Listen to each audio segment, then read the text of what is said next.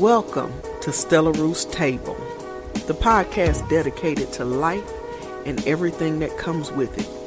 Come on in and have a seat, grab your beverage of choice, and let's sit down at this table and have a chat.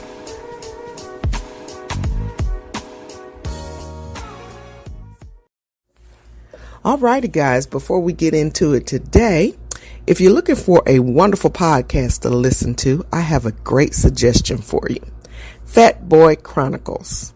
Yes, I said it. Fat Boy Chronicles. You can find him on Anchor at anchor.fm/fatboy-chronicles. That's anchor.fm/fatboy-chronicles. Real talk, real subject. He's genuine. He's just telling you what's on his mind. So go check him out. Fat Boy Chronicles. Good morning, good afternoon, good evening, good night, whatever time of day it is where you are. I greet you with a big old Texas smile and a hug from afar. You have tuned into Stella Roos Table, the podcast dedicated to life and everything that goes along with it. You are about to listen to is part 2 of our Mars and Venus series, where we invited some men and some women to come and just have a conversation about relationships and how men deal with things versus how women deal with things. Today, our special guest, of course, is Miss Yanni, who has been part of our Women Talking series. And then we also have Mr. Deontay Burden of Changing Lives with Deontay Burden, a YouTube channel. And then we have another podcaster. His name is Lindsay Harris, and his podcast is called The Fat Boy Chronicles. Yes, I said it, The Fat Boy Chronicles. So let's tune in to part 2 and see what they're talking about. I should have tore up the marriage license. Yeah. Girl, you should have. That's what it sounds like. I'm telling you, and you live and learn. But I couldn't tell my mama, you could write this fool cuss me out. I had to prove her wrong, so I was married. Mama, I'm married. She said, That's like what she said. Okay. Let's see how this work out for you.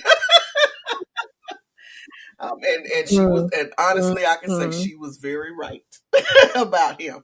I can't let her know she right about stuff. My mama glows. Yeah, she glows bad. So now the next one is solutions versus feelings.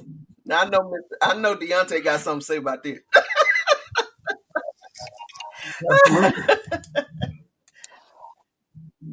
Because my husband be on me about this one all the time. Get out your feelings. You gotta look at the black and white of this whole situation. Here's the numbers, because he can calculate numbers in his head quick.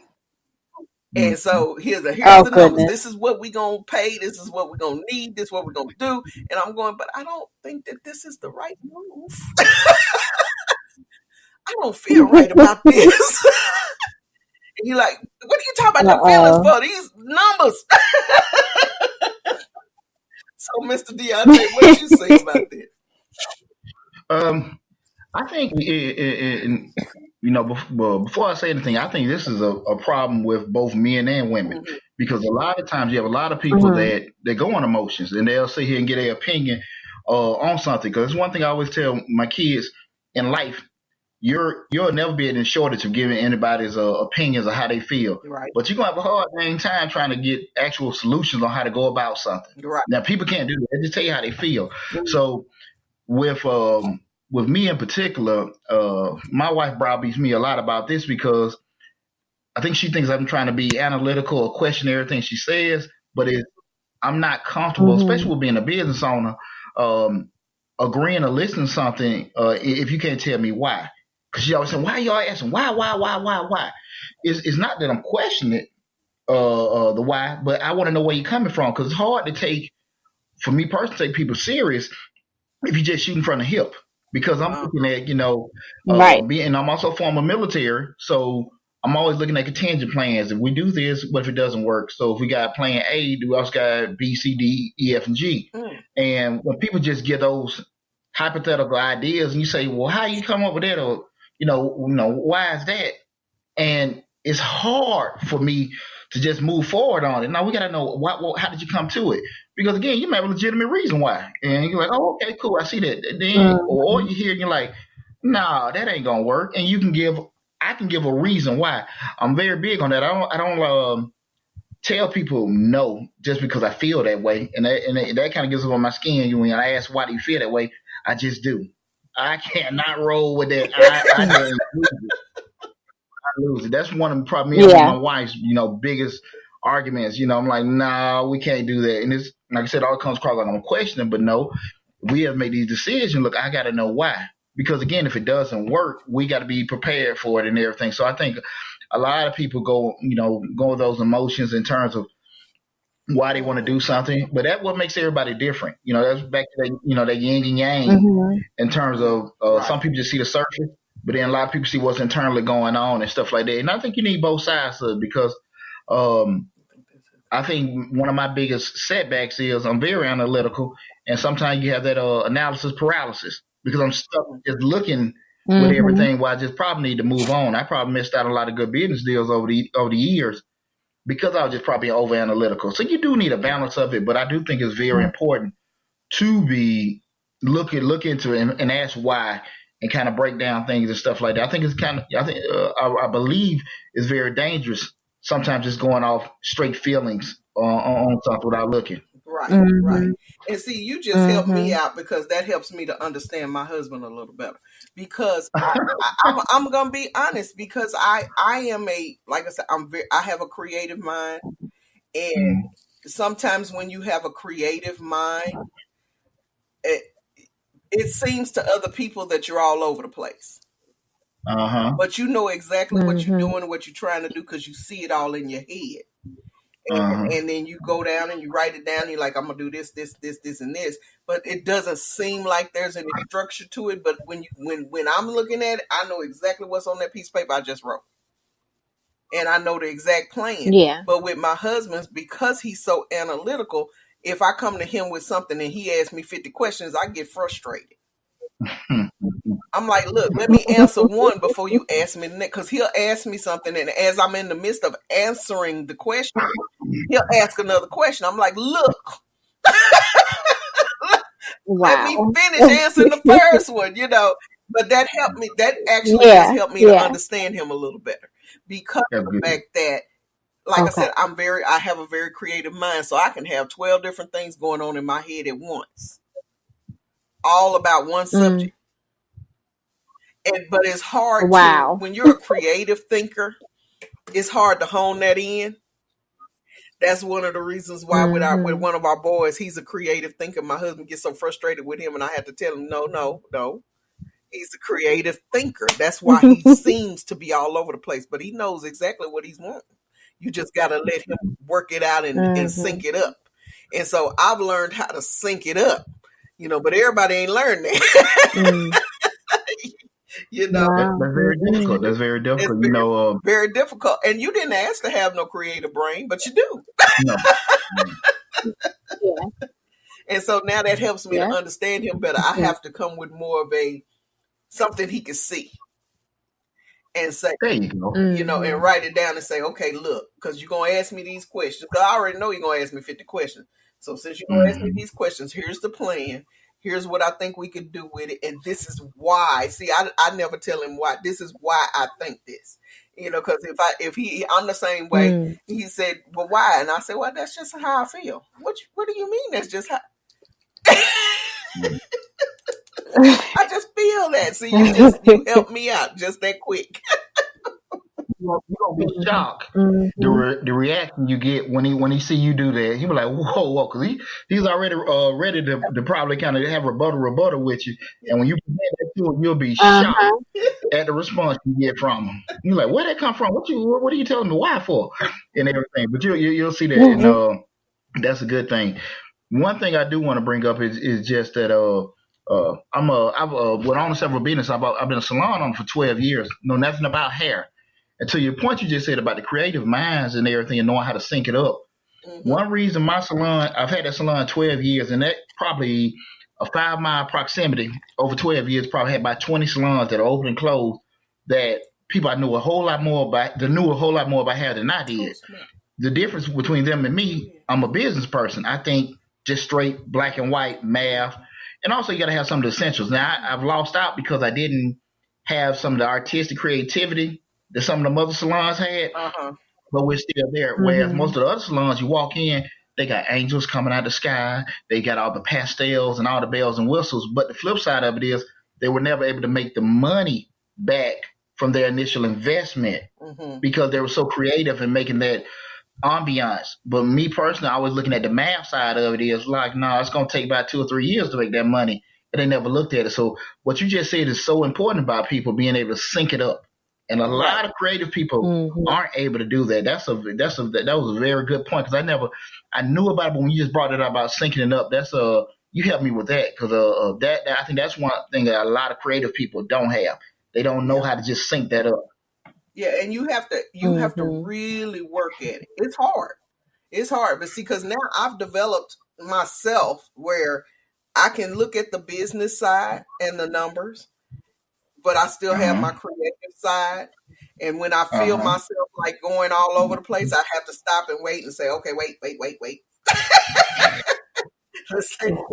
Let's take care of this and this first. But it's something you have to learn and you have to mature into. And see, I've had a creative mind since I was a kid. So, and my mother was one of those. This I can say, I'm my mom's only child.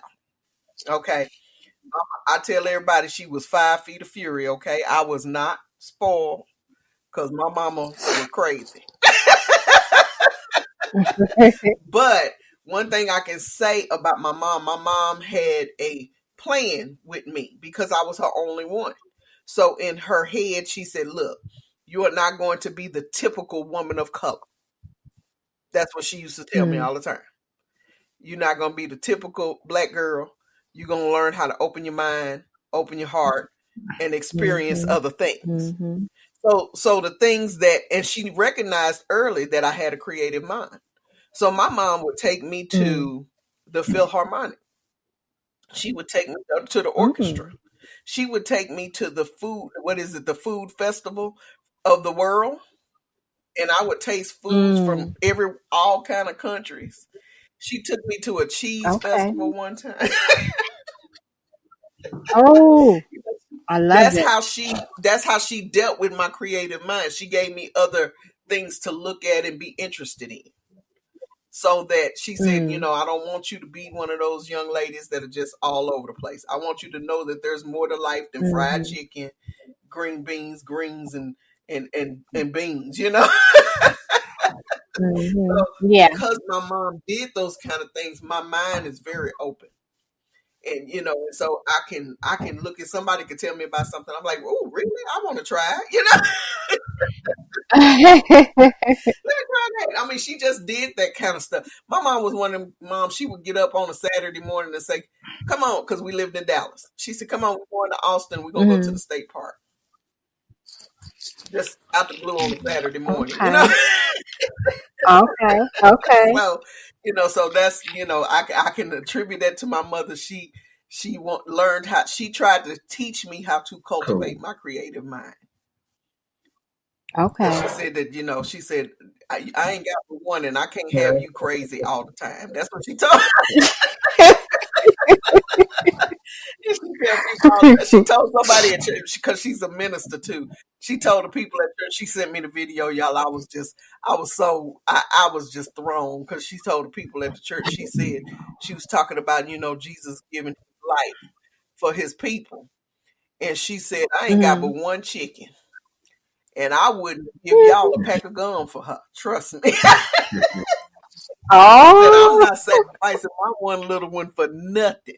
You hear me? Y'all would just have to die that day. I said, oh, Mama, wow. Don't be telling the people that they would have to die. You would. She said, I just told them the truth. They would be lost waiting on me to sacrifice you for anything. I appreciate that honesty. Wow. I appreciate that honesty. I said, okay. I said, that's why everybody at the church give you the side eye. She said, well, I'm just saying I wouldn't give you for none of them. Trust me. I said. She honest for So, sure. Miss Yanni, how do you see the solutions versus the feelings? I've said this before. I think it's so funny how if there's a major issue going on, men could care less, how we got to that point, or what only thing that's on their mind is let me fix it, let me solve it, let me take care of it. Right. Okay, but I want to tell you what happened. Don't matter what happened. Just this is what we need to do to fix it, and that's their mindset with everything. And I can appreciate that. Right. I really can. Right, and that is. I can definitely appreciate that. My husband will say, Mhm. "Okay, I'll fix it." I'm like, "I didn't ask you to fix it. I need you to listen to me." Yeah, yeah, yeah. and they going, "I don't want to hear all that." Exactly. It's not they're not concerned with it at all. How we got to that point, it don't matter. This is how we gonna fix it, and that's it. like my husband. And again, I can appreciate it. Right, and I am guilty though. My husband will ask me a question that I simply can give a yes or a no. But sometimes I'll give a precept to the yes or no, and he'll look at me and go, and he'll look at me and go, "That's a yes or no question, baby. Just yes, no." Right. And I'm like, "But wait, let me explain." He said, "No, you don't need to explain why you say yes. Just say yes or no." Nope. He said, "Yes or no." That is what so you need true. to do? No, yes or no. That's it, and that's it. That's literally all they're concerned about. And again, that's from women being emotional and men being analytical. Mm-hmm. Mm-hmm. Okay, so the next one is emotional responses. Now, I find that my response is going to typically be an emotional one. When men respond, this is just my experience, it's really usually just cut and dry. That's just, that's just it. That's it. It is what it is. Mm-hmm. Mm-hmm. And I'm trying to, like, say for instance, one of the children or one of the grandbabies. Oh, matter of fact, we have our 15-year-old granddaughter. She is kind of going through some stuff right now. And she was really frustrated with her father. And she was like, he don't know everything, and he don't know what's in my heart, and he don't know, you know how they do. And my response was, well, baby, he wants what's best for you, which is probably why he is the way he is. But you just gotta, learn how to calm down and kind of express yourself and da da da. Papa's response was, honor your father. And that's it. Honor your father. Simple, succinct, and to the point. Yeah. You may not like what he had to say, but honor your father. Be respectful. And here I go. Yes, you still have to honor your dad and you have to be respectful, but you can still tell him how you feel. Just say, Dad, I really need to tell you how I feel. Honor your father. Those two separate responses. And then when we talked about it amongst ourselves, he said, I just told her she just need to honor her dad. I said, but honey, you can't. I said, yes, she does need to honor her dad, but she's trying to tell him what path she wants to take in her life. And he's telling her what she wants and what she's going to do. And you can't tell me how I feel. And you can't tell me what I want. If I'm telling you I want to be a therapist, then I'm telling you I want to be a therapist. But you out buying microphones and keyboards because you want me to sing. And putting them in my room talking about, I want you to hone your craft and your music. And I'm telling you, I like doing this, Dad, but I want to be a therapist. But no, you're gonna go audition for America's Got Talent. She's never sung in front of a live band. I mean, never sung with a live band. Ever. Wow. She sings at home in her room. She don't even sing in front of people. Most of the time. We have to force her to sing in front of us. But you tell her this is what she gonna do. She gonna step up into an executive. She gonna sing and she gonna get a record deal. But she telling you, Dad, I want to be a therapist. But my husband is going, honor your father. Wow. Mm. So you see what I'm saying? So yes, the responses are different. I think women's responses Mhm. are almost always going to have some emotionalness to it. That's right. I think some Well, men I'm a have little really different kind of when mastered it how to comes to kind that, of be because sensitive one of of the the things that I look emotions, at but most of the time it's just going to be with that, cutting you off. because even with personal experience Mhm. myself, now I am cut and dry with honor your father, but the flip side of it is too. Way I look at it is you want to have the respect factor with your children also, and what I mean by the respect factor, one thing about it, when you're talking, we all look at ourselves. I think kids and Right. your children respect you more when they can talk with you instead of you always just talking to them. Now, of course, the parent is always in charge. Okay, the buck stops with the parent. But at the end of the day, when it's always one way, one way, one way, Yeah. your child is going to listen to you as long as they have to Right. listen to you. And that's why you have too many Right. situations now where once the kid leaves the house and they're 18, 19, 20 some years old, people ask, well, hey, how Johnny doing? We ain't talked to Johnny in a month. He don't call check on us. And really, those kids have been building so long because you never wanted to listen to them. You just always talking to them and try to get that perspective. Once they get where they don't have to listen to you no more, they ain't even gonna talk to you no more. So that's one of the things parents have to be very careful of, because what I've always looked at in terms of, kind of your husband's point, respect your Yeah. father, Right. and when people say respect your elders, there's a difference between an elder and an older. Okay, because an elder is that person is always, talking to you, giving you game, and hey, mentoring you and stuff like that. And you ain't always gonna hear everything you want to hear, Mhm. but they care. With that older, it's just that one way conversation. Do this, do that, do this, do that, and and they typically forget that you got a brain. Yeah. And Right. when you have those kind of things, people are forced to listen to you, and it's just like when you had a job. You don't really care to your supervisor. Just got to do it while you're here because you got to pay bills and up until you leave. And you kind of have the same thing with a lot of children, and that's why I think you see a lot of times people's relationships with their parents. Sometimes you see it, or certain adults Right. they deal with strained relationships because of that. I've had happen to me personally. That's why probably been more conscious of doing it with my children. Again, I'm in charge. Don't get me wrong. Mhm. I have 4 sons, and they know Dad is the king of the jungle, and my house is not a democracy. But at the end of the day, I'm not just going to tell you something, but I'm also you're going to understand. And maybe not at that moment. It may be a couple hours later, Right. maybe the next day. This is why. Now you may be still in your feelings. You don't want to listen to it, but you will be told, period, why I did this or why this is the case. But when you just blindly tell people do this, do that, they're not going to receive that, because at the end of the day, again, I think in the grand scheme of things, yes, you do want your kids to respect your authority as a parent, but you also want them to respect you as a person. So it's a two-way, because again, that's why I think you see so many people that are adults don't have those kind of relationships with their parents, because Right. once they ain't got to listen to you no more, I'm gonna do what I want to do. I want to hear what you got to say and everything. So that's kind of how my take on that, as far as that, with dealing with those Yeah. communication and Right. authority aspect of it. And that's true. And see, me and my husband, we have a very blended family, and so both of us have adult children and stuff. But I Mhm. see the differences in the relationship with him and his boys as opposed to me and my children, because I'm like you. I was, I've been there.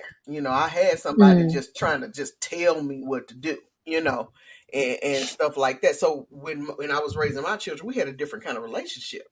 And so even now, they talk to me. Lord, I wish they would not talk to me about some stuff. But they talk to me about everything, and it's a mutual. Even though I'm mom, they're gonna always be respectful. I'm like you. There's no democracy in my house, but they're gonna Exactly. always be respectful. But I have enough respect for them to understand their opinion, to let them have their opinion, and we can discuss things. And if we disagree on something, we just agree to disagree. We ain't gonna fall out. You know, Yeah. you know, because it's a mutual respect. Y'all are adults now. I can't talk to you like you 12 years old, you know, and so I can't tell you what to do with your life. All I can do is make a suggestion. If you ask my opinion, I give you my opinion. You could take it or leave it. That's how I see it, you know. Right. But yeah, so I've never been the parent to try to force and see. And here's the other thing, just a side note. I'm a firm believer. If your children show genuine interest in something, and when they show genuine interest, that means they'll do anything to do that one thing. So if you know that your children have a genuine interest in music and they want you to buy them this stuff and you go buy it and you see them in there on it every day, all the time, then yeah, now it's time to push because you see what they want. But if you go buy them a keyboard and they don't touch it after a week, why are you pressing the issue? Right. Save yourself some heartache, pain, headache, and money. Exactly. You know, because I had one that was like that. She wanted to try everything, but after a couple of weeks, she was bored with it. She was over it. She was over it. And so, you know, so I stopped spending the money. I said, look, if this is something you really want to do, then you save the money for half of it, and I'll pay the other half. And that's what that's what she did. And I bought it, and 2 weeks later, she didn't want that either. So, I'm saving myself some money, some heartache, and some headache. Girl, because look, let me tell y'all something. I bought so much tennis equipment, Jesus. Oh, Lord. And my child never got on the court in a match. She just played in practice, but never actually. And then came home 2 weeks later and said, yeah, I quit that team. Oh my goodness. Wow. So that's why I'm a firm believer. You can't force anything on anybody. These children didn't choose to be here, but they get to choose the path they want to take. You know, but you know, because that's their. No, I'm sorry. What I was just saying to that point, with being the father of 4 boys, all 4 of my boys are totally different. And my oldest son, he played college ball at Vanderbilt, and there were a lot of times growing up where me and him would. We wouldn't necessarily be cursing on the way back home from fields or practice, but we had them moments. And to that point, once you know your child has a genuine interest and they want to get there, and you start putting that support behind them, they can't dictate the level of support. Right. Now, listen, I'm going to get you here. You're not going to sit here and tell me, okay, well, I want to practice today and I don't want to practice this day and I want to practice hard this day and I don't want to do that. No, listen, I'm going to give you unconditional support. I'm going to support you in things that I may not have a genuine interest in because, I want to see you grow and be successful. And I think that's what every family should do with everybody in there, because in a household, you may have people that are in the music and the sports and the history, all arts, all kind of things. But as a unit, you should support each other. Yep. But to that point, once you are getting that support, you can't dictate it. Now, you're going to get pushed because at the end of the day, my goal is to make you successful. So that's what I think a key component is. Kids can't dictate, the level of support. That's why I was saying, as far as with mine, I'm not a Demarcus. I'm going to listen to what you got to say. I'm not going to blow you off. Now, this is what we're going to do. Okay? Yeah. Because at the end of the day, the buck stops with me. But you can't legislate how I'm going to do this and everything. So it's a thin line we have to walk as a parent and stuff like that, because we don't want to be overbearing and the kid's burned out. They don't want to do it, or we're trying to create things that the kid can't do. But at the end of the day, I think as long as we try to be fair with our kids and be fair with anything in general, I think we'll be okay. You can live with that. Right, exactly. And that's the thing, you got to be fair, because Yanni's kids were in sports, right, Yanni? They were, all 3 of them. And see, and you gotta be supportive. But like I said, I just, with my children, I'm like you. I had them 3 babies. They was all different, and they were all into different things. And even now, Like my youngest my youngest one, I just knew she was gonna be a money manager, accountant, CPA, something, because girl like money. but but she just got a promotion, as a matter of fact. She's an AVP of Assistant Vice President of Human Resources at her company. And she loves that job. When I say she loves it, she loves it. I didn't see it coming, trust me. And then, but I support her in all of those endeavors. She's still in school. And she's like, Mom, I got to do this. And I'm like, I'm just here to be a support system. My son played all kind of sports. And even as an adult, he played arena ball for a short time. But I'm going to support you in whatever I'm going to support you in whatever you want to do. I got one that's a teacher. I can't tell you how many construction paper flowers I done cut out to put on the walls.